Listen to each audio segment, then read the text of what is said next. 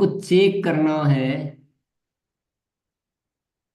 अगर इस भाव में, इस सूक्ष्म के अभ्यास में जाने के बाद अगर प्रसन्नता नहीं आ पा रही है तो कुछ आपको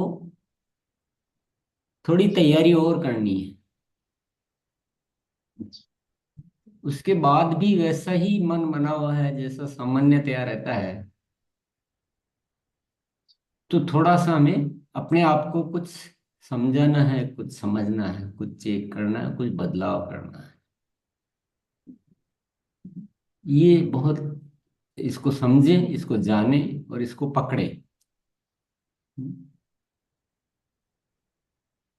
क्योंकि ये तो अनमोल उपलब्धि है, इसमें तो सब कुछ है। और इस यात्रा में जाकर भी सब कुछ नहीं हुआ, तो फिर यात्रा का वाहन ठीक करना है या ड्राइवर ठीक करना है या क्या ठीक करना है, वो समझना है। ये दुनिया की सबसे अद्भुत यात्रा, चांद सितारों से भी बढ़कर खूबसूरत यात्रा है।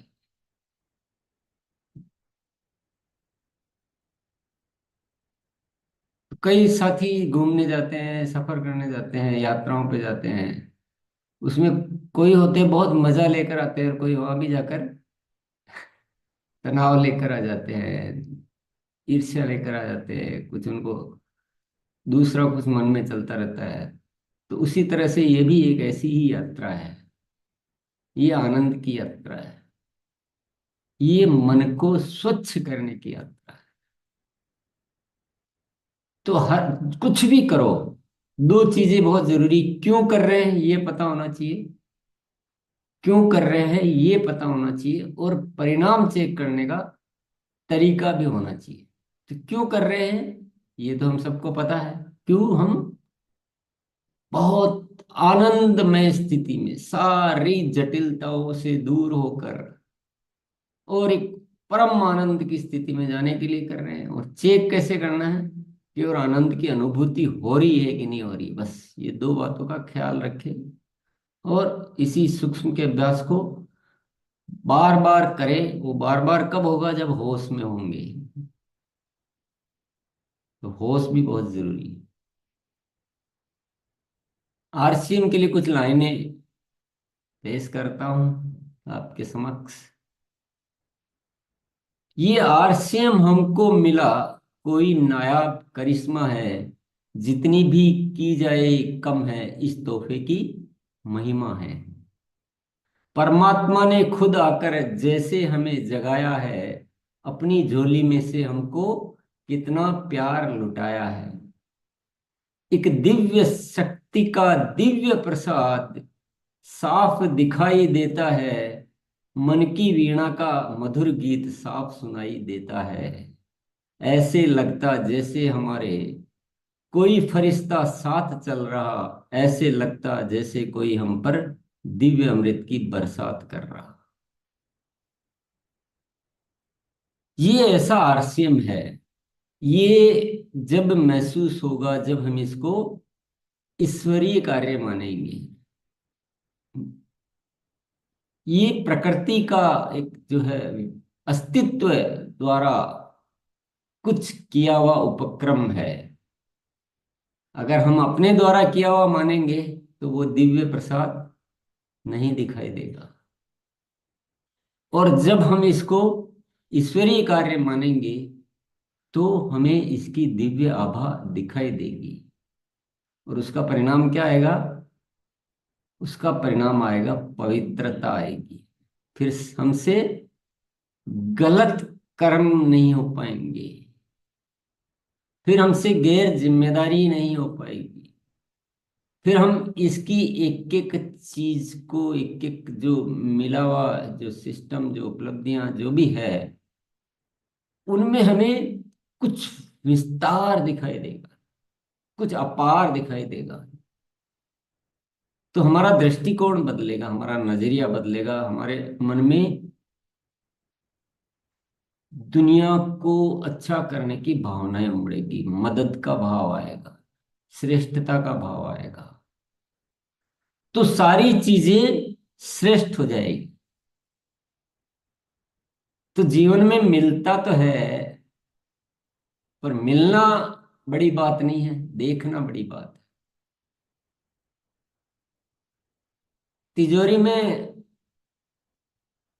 हीरे जवाहरात पड़े हो और पता नहीं हो। पहले दादाजी जमीन में धन गाड़ के चले गए और पता ही नहीं चला, तो उस धन का क्या महत्व है। उसके बेटे आए, जीवन गुजारा, फिर चले गए, धन वहीं का वहीं रह गया। फिर पोते आए, धन वहीं का वहीं रह गया। फिर चलो मकान पुराना हो गया तो बेच के निकल गए दूसरे शहर में, अच्छा घर ले लिया और पता ही नहीं चला।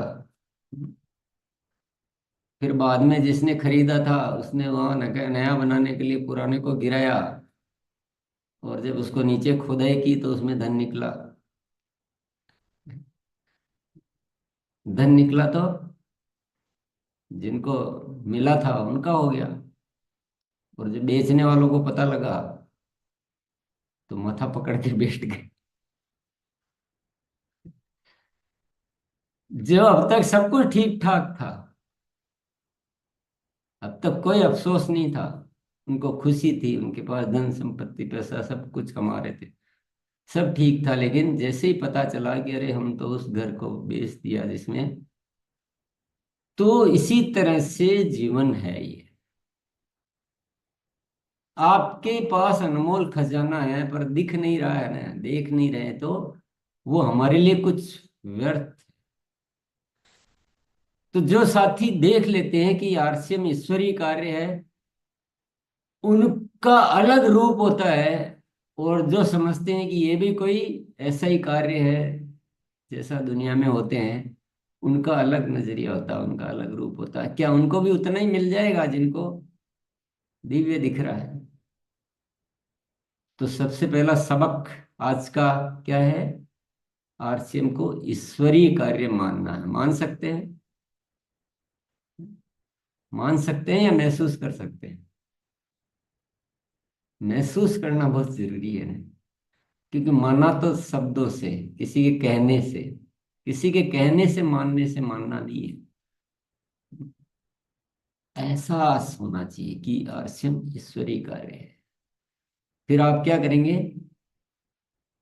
एक दिन हमने सीखा था ना, ईश्वर का सानिध्य। किस किसने अभ्यास किया? एक दिन कहानियां हमने बहुत सुनी थी, सब साथियों ने बढ़िया बढ़िया कहानियां आके बताई थी। और फिर उससे हमने ये सीखा था कि हम तो हैं, भूल चूक में ही हैं, जो रहे कुछ गलत फहमी में ही जी रहे हैं। तो ईश्वर तो साथ ही, ईश्वर तो हमेशा ही साथ है, और हम देख ही नहीं रहे हैं।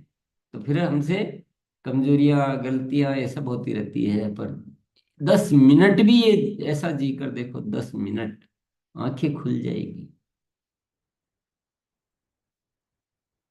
तो दूसरा सबक आज का क्या है?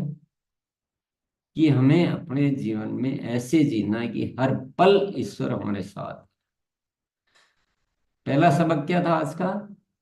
कि आरसीएम ईश्वरीय कार्य है, ये किसी व्यक्ति विशेष का, व्यक्तियों द्वारा या हमारे जैसे इंसानों से संपन्न किया जाने वाला कार्य नहीं, ये ईश्वरीय कार्य है। हमारे ऊपर तो जिम्मेदारी। दूसरा सबक क्या है? ऐसे जीना कि जैसे ईश्वर हमेशा हमारे साथ है। ये ज्ञान की बातें नहीं है दोस्तों, ये ज्ञान प्राप्त करने के लिए पात्रता की बातें हैं। जीवन के सारे समाधान अपने आप आपके पास आएंगे, आकर्षित हो जाएंगे सारे। ये वो पात्रता हासिल करने की बातें। और ये सारी बातें, ये सब कुछ कब होगा? कब हम ईश्वरीय कार्य मान पाएंगे आरसीएम को, और कब हम ऐसे जी पाएंगे जैसे हमें एहसास बना रहेगा कि हर पल ईश्वर हमारे साथ है। इसके लिए कंडीशन है कि आप होश पूर्वक जीना सीखें। होश तो रहना चाहिए ना। अगर होश ही गायब है तो याद थोड़ी रहेगा, भूल जाएंगे। तो होश पूर्वक जीना है, ये तीसरा सबक आज का। 3 सबक हो गए। अब जैसे होश की उपस्थिति है और होश ये कह रहा है कि हर पल मुझे ऐसा जीना है कि ईश्वर मेरे साथ है और अवश्यम ईश्वरी कार्य है, तो होश आपको आवाज लगाएगा कि जैसे तू जी रहा है उसमें तो बहुत बदलाव करने पड़ेंगे। सब कुछ बदलना है, सोच बदलनी है, आदतें बदलनी है, विचार बदलने हैं।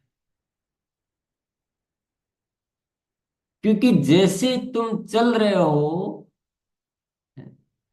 और जैसा ईश्वर का सानिध्य में जीना चाहिए, उसमें तो कुछ भी ठीक ही नहीं है। अगर ईश्वर साथ है तो लेट कैसे सो। ईश्वर कहता है कि ये सारी जो प्रकृति की रचना है, जो सूर्य का जो सिस्टम है, जो पृथ्वी का जो चक्र, जो घूमने का सिस्टम है, दिन और रात की डिजाइन है, तो सोने का समय निर्धारित है, खाने का समय निर्धारित है, कितना खाना वो निर्धारित है। इंसानों के जैसे खाओ, राक्षसों के जैसे थोड़ी खाना। मन में ऐसे ख्याल क्यों आ रहे हैं तुम्हारे कि वो अच्छा है वो बुरा है? बुरे विचार क्यों आ रहे हैं? गुस्सा क्यों आ रहा है? कमजोरी क्यों आ रही है? कितना बदलाव, तो बदलने की प्रेरणा मिलेगी। और बदलेंगे तो सुधरेंगे, बिगड़ेंगे थोड़ी। और सुधरेंगे तो सफलता आएगी। तो नेक्स्ट सबक क्या हुआ? बदलाव। बदलाव बहुत जरूरी है। पैकेज है ये, देखो ये सारी चीजें इंटरलिंक है। अब इसमें से क्या कम करें? कुछ कम नहीं कर सकते। एक कम करोगे बाकी का इम्बेलेंस हो जाएगा, संतुलन। कि आप समझ रहे हैं कि आरसीएम ईश्वरीय कार्य है और मुझे ऐसे जीना है कि ईश्वर हर पल मेरे साथ है, लेकिन होश नहीं है। तो होश नहीं है तो क्या किताबी ज्ञान हो गया? वो केवल बोलने की बात होगी, उसका जीवन में कोई लाभ नहीं होएगा। अब चलो, ये भी है, होश भी है, पर बदलने की चेतना नहीं है।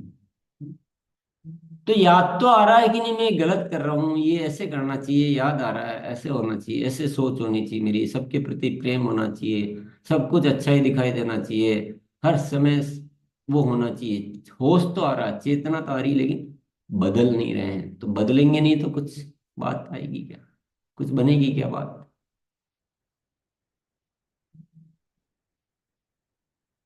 और ये सारी चीजें आसानी से हो जाए, ये सब हो जाए, इसके लिए है धन्यवाद का भाव।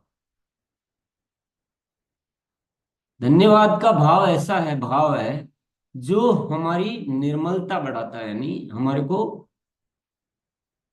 ऐसा मन की स्थिति कि उसमें सारी अच्छी चीजें आकर्षित होने लगती, सारी चीजें अच्छी समझ में आने लगती है, भाव में आने लगती है कि ईश्वरीय कार्य है, ईश्वर का सानिध्य है, होश पूर्वक। क्योंकि जो कॉम्प्लेक्स जो है ना, मतलब जटिलताएं, जब जटिलताएं मिटती है तो सारी अच्छी चीजें आने के लिए जगह बन जाती है। तो धन्यवाद के भाव में आते ही ईश्वर का सानिध्य नजर आने लग जाएगा। धन्यवाद का भाव आते ही आर्षिम ईश्वरीय कार्य नजर आने लग जाएगा। धन्यवाद का भाव आते ही होश की उपस्थिति आ जाएगी।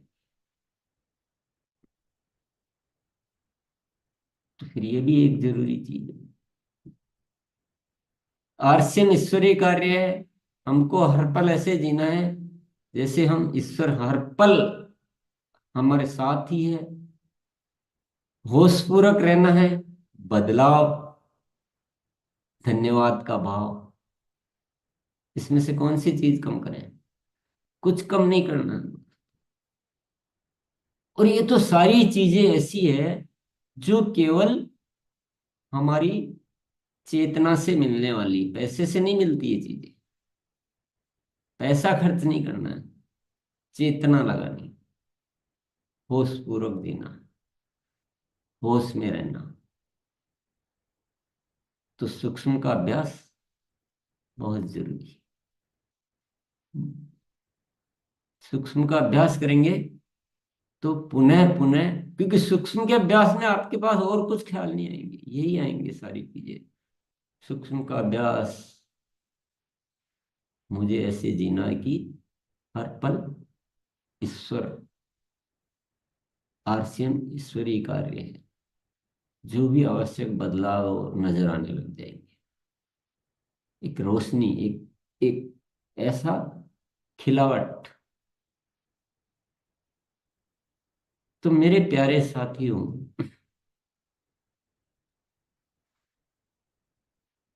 हमें क्या करना है? हमें एक ऐसी दुनिया का निर्माण करना है जहां के लोग स्वर्ग में जाने के लिए मरने का इंतजार नहीं करते। ऐसी दुनिया का निर्माण करना है जहां के लोग स्वर्ग में जाने के लिए मरने का इंतजार नहीं करते हैं, बल्कि वे अपने पुरुषार्थ द्वारा स्वर्ग की रचना करने के लिए अपना जीवन को उपयोग करते हैं। ऐसी दुनिया का निर्माण करना। इसीलिए तो आरसीएम मिला हमें। आरसीएम और किस लिए मिला? आरसीएम इसलिए मिला है कि एक ऐसी दुनिया जहां रहने वाली आत्माएं पवित्र होगी, जहां प्रेम की शक्ति होगी, जहां आनंद की बरसात होगी। ऐसी खूबसूरत दुनिया। चार पैसे कमाते हैं, गाड़ी बंगला लाते हैं, बैंक बैलेंस बनाते हैं, सामान जायदाद लाते हैं, बहुत खुशी मिलती है, अच्छा लगता है। पर मैं कहता हूं, उसमें इतना अच्छा लग रहा है, उसको तो लगने दीजिए। पर वह खुशी अस्थायी। वो ठीक है, वो एक कर्म है, वो हमें करना है। मैं उसके लिए कोई मनाही नहीं है, न कोई उसमें गलत है, न कोई पाप है। लेकिन उतने में संतुष्ट ना होना, वो तो आपने छोटा सा देखा खुशी का मजा। पर ये जो अनंत की खुशी है ना, जो स्थायी है, जो आत्मा की खुशी है, वो जिस दिन आपके मन में बस गई और उस यात्रा में जिस दिन चल पड़ेंगे ना, तो आप महसूस करेंगे, ओहो, क्या हकीकत है। कितना अनमोल जीवन और कितनी अनमोल खुशियां। उसके सामने तो ये कुछ भी नहीं है। पूरा जीवन किस गलतफहमी में गुजार दिया। मुझे अब हाईएस्ट लग्जरी चाहिए, विलासिता। तो सामानों की विलासिता बहुत अस्थायी है। जिनको भी समझ में आता है ना, तो छोड़ जाते हैं। बहुत सारे लोग बहुत सारी धन संपत्ति को छोड़ के साधु बन जाते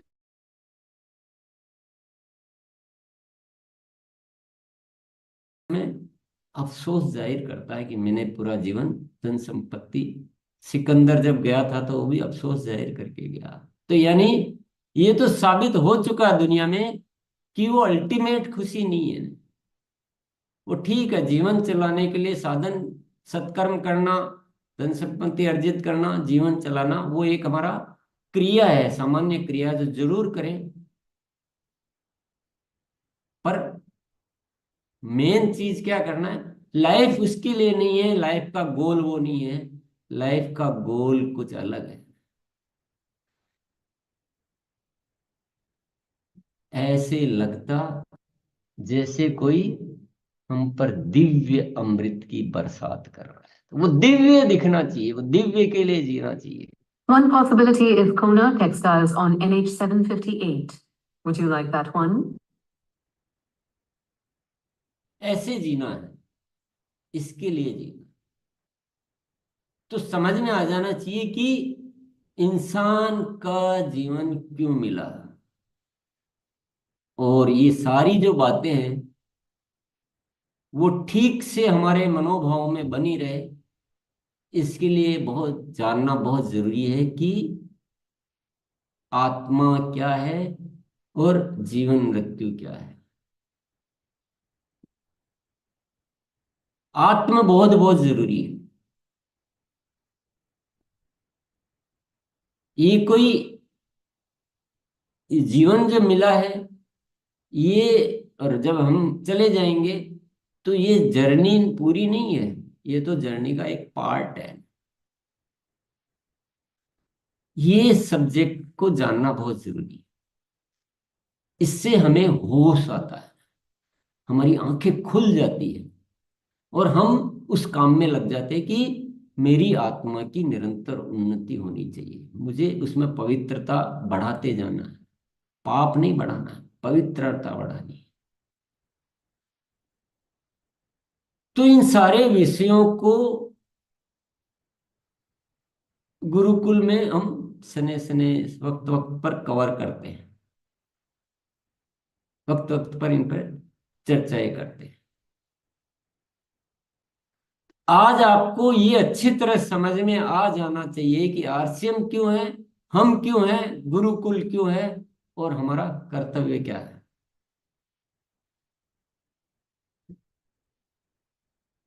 और कुछ नहीं है, सब कुछ साफ है। जीवन की संपूर्ण विकास के लिए हम सब कुछ जी रहे हैं, हम सब कुछ कर रहे हैं। और मैं आप सभी को बहुत बहुत शुक्रिया अदा करना चाहूंगा कि आपके माध्यम से वो चीजें घटित हो पा रही है जो थोड़ी दूर महसूस हो रही थी। बहुत कुछ सीखने को मिल रहा है, हम सभी यहाँ सीख रहे हैं और बदल रहे हैं। पर मैं साथियों ये जरूर कहना चाहूंगा कि जब जो चीज समझ में आ जाए उसी पल बदल लेना चाहिए, और इस बदलाव को महसूस करना चाहिए। बदलाव के लिए किसी बड़ी घटना का इंतजार नहीं करना है कि कुछ बहुत बड़ा कुछ होगा तब हम बदलेंगे, नहीं, बदलाव के लिए छोटा सा इशारा भी मिल जाता है तो बदल लेना चाहिए। और बदलाव को नोटिस करो, यानी महसूस करो उसको, सूक्ष्म से सूक्ष्म तरीके से जानो कि मेरे भीतर क्या बदल रहा है, क्या बदलने योग्य है। चुपके चुपके नहीं, खुल के घोषणा करो उसकी, देखो, और बदलाव को ऐसा दिखाओ कि लोग देखें कि कल अलग था आज अलग है। ऐसा खुल के, संकोच नहीं करना कि यार मैं कैसे कहूं कि मैं पहले ये गलती कर रहा था, मैं ठीक नहीं था। नहीं, वो कहने से बहुत लाभ होगा, लाभ होता है। एक एक सेकंड के लिए।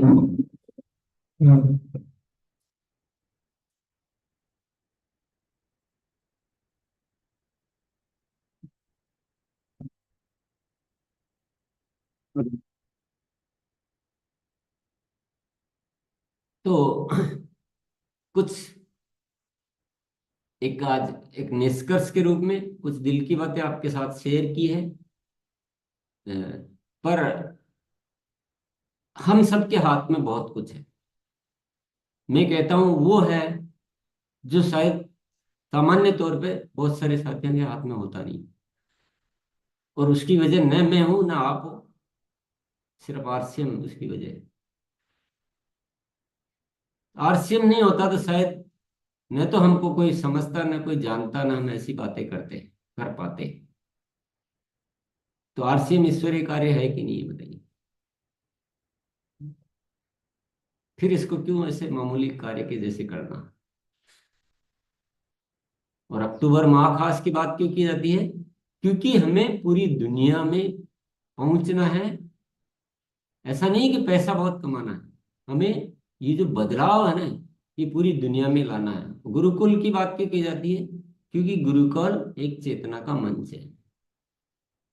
वो एक जो विचारधारा है, जो कहे ना, वो जो घर के जमीन में धन गड़ा था और देख नहीं पाया, तो वो धन को दिखाने की जगह है। कौन सा धन?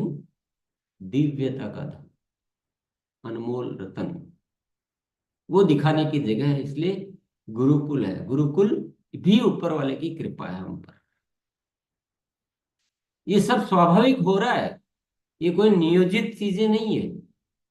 ये कोई प्लान्ड नहीं है, 5 साल पहले प्लान किया कि ऐसा होगा, एक गुरुकुल बनाया जाएगा, वहां पे ऐसे विषय होंगे। कोई प्लान्ड नहीं है, ये ऊपर वाला टाइम टू टाइम। और मैं एक बात आपको जरूर कहना चाहूँ कि मैं बदलने में कभी भी टाइम नहीं लगाता हूँ। क्योंकि मुझे पता है कि बदलेंगे तो बढ़ेंगे, नहीं तो वैसे के वैसे रह जाएंगे। क्यों जन्म जन्म लगाए हम? एक जन्म में बड़ी यात्रा करें, ताकि हमें कम जन्म लेने पड़ेंगे उन्नति के लिए, अमरत्व के लिए। तो इसी के साथ सभी साथियों को बहुत बहुत धन्यवाद। आपकी वजह से जो हो रहा है, मैं कितना शुक्रिया अदा करूं वो कम है। ये सारी चेतना, ये सारी बातें, ये सारा होश, ये सब कुछ होने की वजह आप हो। और एक दिव्य इच्छा जरूर प्रबल हो जाती है कि इतनी अद्भुत चीजें जो हमें कुछ केवल होश से मिलती है, तो ये पूरी दुनिया को क्यों नहीं मिले। बस ये इच्छा रहती है। इसको मैं अभी कंट्रोल नहीं कर पा रहा हूँ, और आपके सानिध्य से, आपके सहयोग से इस इच्छा में भी बहुत अच्छी वृद्धि हो रही है, मतलब परिणामों में, और जरूर होगी। आइए, आप सभी के विचार के लिए सादर आमंत्रण। जी सर। सब साथी आइए और अपना अपना हैंड रेस कीजिए। पहले दिनेश सर, वेलकम सर। बहुत बहुत धन्यवाद सबको। और मैं 2-3 पॉइंटों पर अक्टूबर के लिए भी विशेष बात करूंगा, लेकिन उसके पहले मैं एक चीज जरूर कहना चाहूंगा कि अभी जैसे सर ने कहा ईश्वरीय कार्य है, तो लेकिन ये गुरुकुल के बाद समझ में आया। हम तो 22 साल से इस अभियान के अंदर हैं, लेकिन ये जो सब समझ में आया, ये तब आया कि जब गुरुकुल हमारे सामने आया। और आ, अक्टूबर माह खास है, बदलना इतिहास है। कल मैं 2 दिन पंजाब के टूर पे था। रसपाल जी बैठे हैं, मेरे को अमृतसर में मिले थे, और मैंने ट्रेन में उसको अटेंड किया। और कल जब मैंने राजेश जी को सुना, दीनानाथ जी को सुना, मतलब क्या लीडरशिप आ रही है। जब वो प्रश्न उत्तर रेस्पेक्टेड सर ने आप लोगों से जिक्र किया, तो ऐसा लगा। और मैं शायद किसी का नाम छूट जाएगा, उससे माफी चाहता हूँ। मैं जितने दिन से सुन रहा हूँ, जैसे हमारे इफ्तिकार जी है, मोनालिसा जी है, सियाराम तिवारी जी हैं, सरवण जी हैं, संजीव जी हैं, धनराज जी हैं, रसपाल जी हैं, और राजेश जी से मैं ज्यादा इम्प्रेस इसलिए हूँ, शायद एक अच्छे स्टूडेंट हैं। मतलब एक और अब हमें ऐसा लग रहा है कि एक नई पीढ़ी जो इस अभियान के लिए चाहिए, वो तैयार हो रही है। और ये बड़े गर्व की बात है, और ये शायद गुरुकुल से संभव हो पाया। तो थोड़ा सा अक्टूबर के लिए बात करेंगे। अक्टूबर के लिए हम ये बात करना चाहते हैं आपसे कि रिकॉर्ड को इसलिए तोड़ना जरूरी है, क्योंकि ये हमारे लिए बहुत आसान रास्ता हो जाएगा। जब पहली बार माउंट एवरेस्ट पर किसी ने चढ़ने की बात की होगी तो बहुत लोगों ने ये कहा होगा, अरे ये संभव कोई है, माउंट एवरेस्ट कितना ऊंचा है, अरे नहीं नहीं, आ, वापस आना तो छोड़ दो, तुम पहुंच ही नहीं पाओगे, वहां ऑक्सीजन की कमी है। लेकिन शायद फिर किसी ने उस माउंट एवरेस्ट के नीचे खड़े होकर कहा होगा कि तेरी ऊंचाई फिक्स है, तू निर्जीव है, तू चाहकर भी ऊंची नहीं हो सकती, लेकिन मैं सजीव हूं, मैं तेरे तक नहीं, तेरे से बहुत बड़ी ऊंचाइयों तक आ सकता हूं। जब एक व्यक्ति ने इस चीज को तोड़ा होगा, इस ब्रेकर को तोड़ा होगा, तो उसके बाद आप देखो माउंट एवरेस्ट पर कितने लोग चढ़े, कितने लोग चढ़े। हमें अक्टूबर में ये ब्रेकर तोड़ना ही है। और आज उसके लिए एक नई सूचना हम आपके सामने देंगे। इस ब्रेकर को तोड़ा जा सकता है, लेकिन इस ब्रेकर को तोड़ने के लिए क्या करना है, थोड़ी सी उस रणनीति को समझते हैं। सर परसों एक बात कह रहे थे, कल कह रहे थे कि हमें जो है ना, प्लानिंग को थोड़ा और अपडेट करना है। प्लानिंग ठीक है, लेकिन प्लानिंग भी अपडेट होनी चाहिए। जैसे आप देखते हो जब चुनाव होते हैं तो वहां सांसद ये निर्धारित करता है कि भाई रैली की जिम्मेदारी किसको दी जाए, रैली कौन अच्छी कर सकता है, कौन प्रचार सामग्री कार्यालय में बांटेगा, कौन चौराहे पे बैनर लगाएगा, कौन घर घर जाके लोगों से बात करेगा। तो जिस चीज में जो एक्सपर्ट होता है ना, तो वो उस तरह डिवाइडेड की जाती है। अगर सांसद कहते हैं नहीं नहीं सारे काम मैं ही करूंगा, वो उस चुनाव को जीत ही नहीं सकता। अगर हमें इस अक्टूबर को बड़ा करना है और करना ही है, उसके लिए हमें अपनी टीम में डिवाइडेड करना पड़ेगा। जैसे कंसिस्टेंसी पे कौन अच्छा काम करता है, तो उसको कहो कि आपको कवर करना है उन लोगों को। जैसे डायमंड क्लब के बारे में कौन अच्छा समझा सकता है, तो आप ये जिम्मेदारी उसको दो। नई ज्वाइनिंग पे कौन अच्छी बात कर रहा है, आपके जैसे कंपैरिजन किट पे कौन लोगों को अच्छा समझाता है, ये हर ग्रुप में आपको डिवाइडेड करना पड़ेगा। ऑनलाइन की कौन अच्छी जानकारी दे रहा है, तो अगर हम ये करते हैं तो बिल्कुल। और एक चीज से आप देखो, ये जो दिमाग है ना, ये बहुत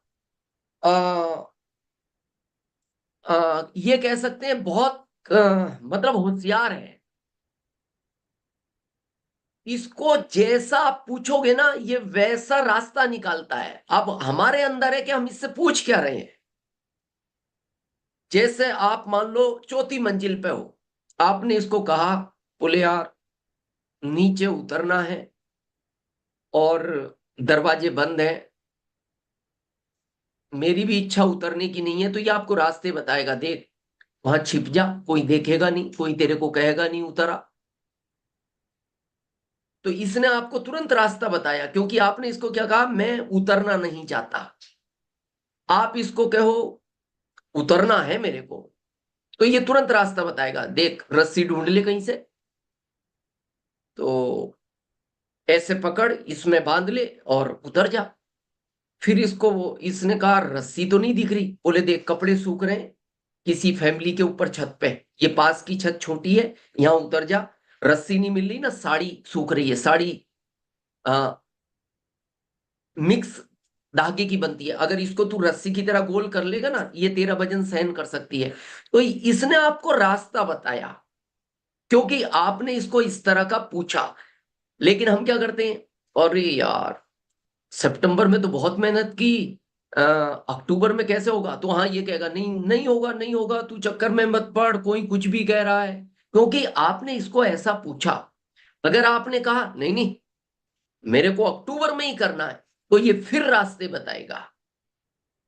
तो आप इससे पूछो, ये गारंटेड रास्ते देगा। और अभी सर ने बहुत आज बात कही, और मैं आपको ओपन कहना चाहता हूं, एक नए दिनेश का जन्म इस गुरुकुल में आके हुआ। और दिन पे दिन भाव चेंज होते गए, और आज एक अनाउंसमेंट मैं ऐसा करने जा रहा हूं। हालांकि मैं 2-3 दिन से ये भी विचार कर रहा था कि मेरे को करना चाहिए या नहीं करना चाहिए, मेरी जिम्मेदारियां बढ़ेंगी। लेकिन इस गुरुकुल में आके मेरे को लगा अब जिम्मेदारियों से नहीं भागना। अगर हम जिम्मेदारियों से भागेंगे तो फिर एक नए भारत के निर्माण के लिए कौन काम करेगा। तो आ, कई बार सोचा क्या करना चाहिए। तो फिर जो सूक्ष्म अभ्यास है ये गुरुकुल से आके सीखा, तो उत्तर मिला कि बुरे काम के लिए राय लेनी चाहिए। बुरे काम के लिए राय लेनी चाहिए, मान लो हम चोरी करने जा रहे हैं तो 4 लोगों से पूछो कि भाई इसमें क्या क्या खतरा है। लेकिन अगर हम किसी सेवा भाव से जा रहे हैं तो फिर हमें किसी से पूछने की आवश्यकता नहीं है, कभी किसी से पूछने की आवश्यकता नहीं है। और मेरे को ऐसा अफसोस होता है मैं गुरुकुल में इतना लेट क्यों आया। शायद कल मेरे एक स्टार एमरल्ड है भवानी शंकर जी, उन्होंने कहा सर आप में जो बदलाव मैंने ये गुरुकुल के बाद देखा है, और मेरे को ऐसा लगता है आप गुरुकुल में पहले आ जाते तो हमारी भी पिनें बदल जाती। क्योंकि गुरुकुल में आने के बाद मैंने उन लोगों को फोन लगाया जिनको मैंने 5 साल से कभी फोन नहीं लगाया। मैंने कहा अब मैं छोटा होता हूं लेकिन हमें अब इस अभियान को एक नई दिशा देनी है। तो मैं आज एक अनाउंसमेंट कर रहा हूं आप सबके सामने, लेकिन अभी तो अक्टूबर के लिए है क्योंकि उसमें जिम्मेदारियां बढ़ेंगी। क्योंकि गुरुकुल को कई लोग ऐसा समझते हैं ये खाली एक शिक्षा का जगह है, इससे टर्नओवर नहीं बढ़ सकता। मैं कहता हूं यहाँ आने से जो टर्नओवर बढ़ेगा वो शायद बाहर के क्षेत्र में बढ़ ही नहीं सकता। क्योंकि टर्नओवर बढ़ने के लिए सबसे पहले एक अच्छा इंसान होना जरूरी है। जब यहाँ सुनते हैं ना हमारे साथियों को, मतलब ऐसा दिल हो जाता है क्या क्या चेंज आया है। और इस कम उम्र में, ये बड़ी ज्यादा उम्र नहीं है जो सर बातें कर रहे हैं ना, ये 50 साल के बाद आनी शुरू होती है लोगों के माइंड में। तो अंदर से जो बदलाव आता है वो शायद इस गुरुकुल ने दिया है। और थर्ड पार्टी हर व्यक्ति को चाहिए, क्योंकि गुरुकुल का टाइम एक लिमिटेड है, 1 घंटे का, और उसमें कई प्रश्न उत्तर भी होते हैं। और आपको अक्टूबर के लिए थर्ड पार्टी चाहिए। शायद कुछ अप्लाई ने हो सकता है अपने अपने काम में बिजी हूं, तो बहुत विचार किया अकेले में, लेकिन लगा मेहनत तो करनी पड़ेगी, लेकिन करेंगे अक्टूबर के लिए तो विशेष करेंगे, और आगे भी कोशिश करेंगे, जारी रखेंगे। जिसको भी अक्टूबर में हमसे काउंसलिंग करानी है, जिसको भी अपने ग्रुप के साथ, वो रॉयल्टी अचीवर है तो अपने ईगल एंड अबाव के साथ करा सकता है, टेक्निकल है तो स्टार पिन एंड अबाव के साथ करा सकता है, डिजिटल वो हमसे बात करे और कहे सर मेरे को इस महीने में अपने बिजनेस को मल्टीपल करना है, हम प्लानिंग करके देंगे। चाहे हमें कितने भी सेशन करने पड़े डिजिटल अक्टूबर में, अगर 500 सेशन भी करने पड़ेंगे तो भी हम करेंगे। और अभी हम चैट बॉक्स में अपना नंबर चैट बॉक्स में डाल देंगे। बस आपको अपना नाम लिखना है, हमें मैसेज करें और कहना मैं गुरुकुल में रहता हूं, इस पिन पर हूं, ये मेरा नाम है और मैं काउंसलिंग कराना चाहता हूं अपने ग्रुप के साथ। और इस गुरुकुल में आने के बाद अब दिनेश चौधरी आरसीएम के लिए काम करेगा। मतलब पूरा चेंज आ गया अब। मतलब आरसीएम का हर डिस्ट्रीब्यूटर भारत का वो दिनेश चौधरी के परिवार का एक डिस्ट्रीब्यूटर होगा। आप इसी भावना से पूरी लाइफ काम करेंगे, और आप जब भी कहेंगे कि सर मेरे ग्रुप में ये चैलेंज आ रहा है, एक बार थोड़ा सा आप बात कर लो डिजिटल, जब भी आप कहेंगे हम काउंसलिंग करेंगे। लेकिन इस अक्टूबर को बहुत बड़ा करना है, और बड़ा करने का आखिरी रास्ता हम आपको बताते हैं। लक्ष्य को बड़ा रखो, टारगेट बड़ा होगा, गारंटेड होगा। इस दिमाग को पूछो, देखो इसको थोड़ा ऐसा समझते।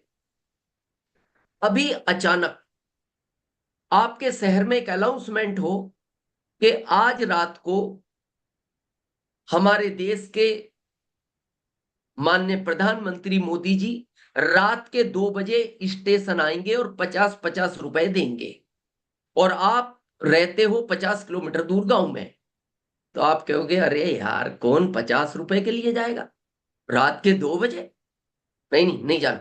लेकिन थोड़ी देर बाद फिर वो ऑटो रिक्शा घूम के आता है, नहीं नहीं नहीं नहीं भाई साहब गलती हो गई, 50 रुपए नहीं 50 लाख देंगे। अब बताओ घर में कौन रहेगा। बहुत लोग तो ये कहेंगे वाहन भी नहीं चाहिए, ये रास्ता ये सीधा खेतों से होके निकल जाएंगे। भाई साहब अब पहुंचे स्टेशन, अभी भी सिचुएशन वही थी रात के 2 बजे की, अभी भी माननीय मोदी जी ही आने वाले थे, लेकिन अब टारगेट में फर्क हो गया। जब 50 रुपए था तो आपने मना कर दिया, लेकिन जैसे ही 50 लाख हुआ तो आप तैयार हो गए। क्योंकि सितंबर में हमारे बहुत सारे साथी जिस अचीवमेंट को छूने वाले थे, अभी आदरणीय टीसी सर ने कहा कि एक जीविका को चलाने के लिए हमें पीने भी लानी पड़ेंगी, लेकिन नेचुरल लानी पड़ेंगी और हम नेचुरल पे ही काम करेंगे। तो थोड़ा काम बढ़ेगा, लेकिन हम तैयार हैं। और जहां भी जब भी आप कहेंगे बस हम चैट बॉक्स में भी अपना नंबर डाल देंगे, आप लिखेंगे मैं गुरुकुल में रहता हूं, मेरा ये पिन लेवल है, मेरा ये नाम है, और मैं अपनी टीम के साथ डिजिटल टाइम हम निर्धारित कर लेंगे। क्योंकि हमें अक्टूबर को चेंज करना ही करना है, चाहे किसी भी कीमत पे करना पड़े। ये ब्रेकर तोड़ना है, अगर ये ब्रेकर तोड़ दिया ना हमने, आप देखना ये यात्रा इतनी आसान हो जाएगी। जो हम कहते हैं ना पिने केवल मार्च और अक्टूबर में निकलती हैं, हर महीने पिने निकलेंगी आपके ग्रुप में। क्योंकि फिर हम इस प्लानिंग को और अपडेट करते जाएंगे और अपडेट करते जाएंगे। तो बस इसी के साथ बहुत बहुत धन्यवाद आप सबका। और अक्टूबर माह खास है, बदलना इतिहास है। Over to you. और हमारे बीच में हमेशा एक हमारे कोर साथी कमलेश जी आते हैं, मैं बहुत टाइम से देखता हूं। तो एक बार हम कमलेश जी को भी कहेंगे कि एक बार प्लीज आप भी आए, और फिर हम सर के पास चलते हैं। Respected sir, thank ji you. Kamlesh ji जरूर आएंगे, लेकिन मैं नहीं रोक पा रहा हूँ अपने आप को ये कहने के लिए कि मुझे अभी ये समझ में नहीं आ रहा है कि मैं धन्यवाद ईश्वर को दूं या धन्यवाद दिनेश जी को दूं। मुझे तो लगता है ईश्वर ही आ गया है। इतनी बड़ी क्रांतिकारी बात, एक साथी का इतना बड़ा बदलाव, ये क्या है? ये ईश्वरीय कार्य ही है ना। उसकी प्रेरणा के बिना इतना बड़ा बदलाव, इतनी बड़ी घोषणा है। जहाँ हम स्वार्थों में ऐसे डूबे हुए हैं, वहां एक साथी इतनी बड़ी बात, इतनी सोच, गजब हो गया। गजब हो गया, मतलब नाचने झूमने को मन करता है, जैसे धन्यवाद उछल कर बाहर आने का मन करता है। ये इस बदलाव हम सब साथियों में चाहिए, बस यही ईश्वर की प्रेरणा है।